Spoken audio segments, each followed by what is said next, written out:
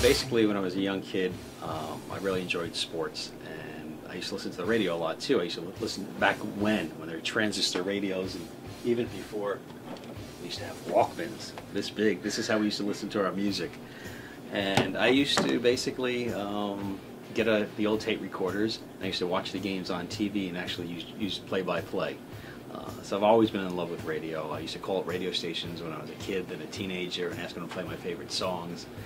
So it was, it was always something I really loved. And then when I was in high school, I really wasn't good at anything else, and I wasn't going to play center field for the New York Yankees. Yeah. First job I got in radio, I was 19 years old at the old WNEW AM and FM in New York City. And that was the old rock and roll city, and it was a precursor to what Q04, 104.3 is, QEW, or Q1043 right now.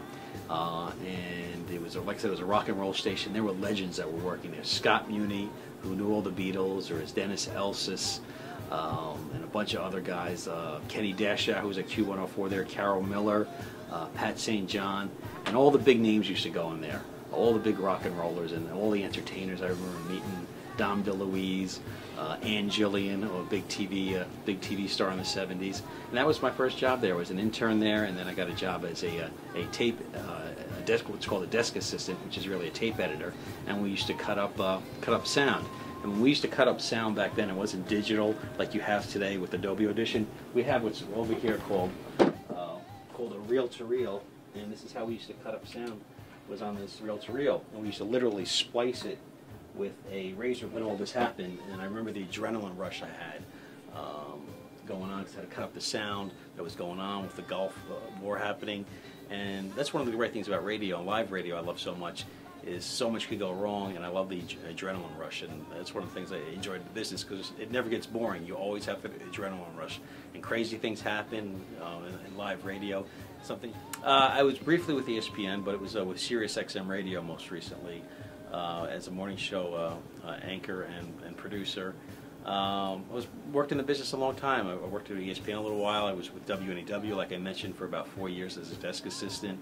Then bounced around, and then I got a big break at The Fan in Toronto as the drive time producer for their show called Primetime Sports.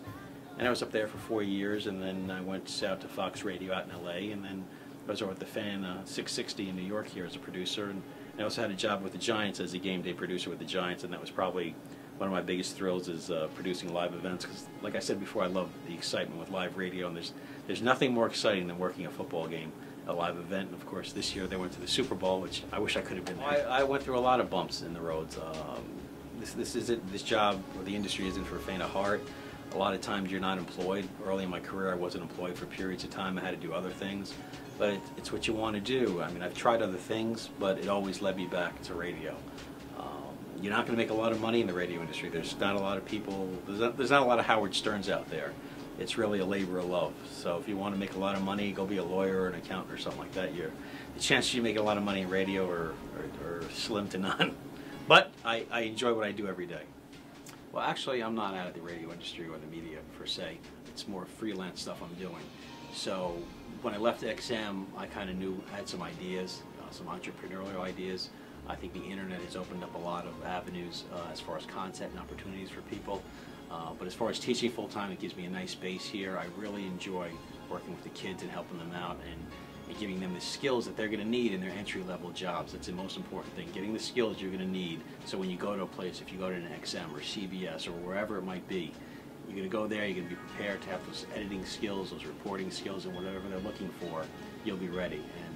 And already, a couple of kids I've worked with, one landed at NBC Nightly News, another one at The Fan in New York here, and I was glad I was able to help out and help develop them, and I think they can do well, and I hope I could help out a lot of kids, because it means a lot. You guys need to have the basis to go out there and succeed. I think I'm still accomplishing things. I know I'm 20 years older than everybody here, but there's still a lot, there's still a lot to do. I just know so much more than I did 20 years ago, and that's the biggest thing I'm trying to transfer to you guys, take what I've known, my experience, and transfer it to you guys. Probably my biggest accomplishment is probably when I went and got my master's here is writing my book about the USFL. That's probably the biggest thing I'm proudest of.